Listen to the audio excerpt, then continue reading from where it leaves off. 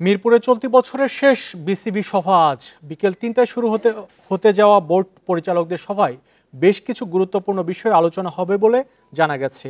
আলোচ্যসূচির মধ্যে রয়েছে বিপিএল আয়োজনের বিভিন্ন ইস্যু, টাইগারদের অধিনায়কত্ব, সোমবার ঢাকায় হবে বিপিএল এর প্রথম কনসার্ট, এরপর চট্টগ্রাম ও সিলেটে কনসার্ট হবে ২৫ ও ২৭ ডিসেম্বর।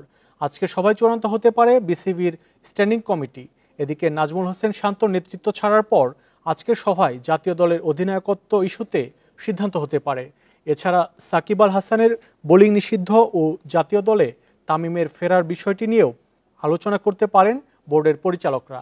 এর আগে ৩০ অক্টোবর সবশেষ বিসিবির বোর্ড মিটিং হয়।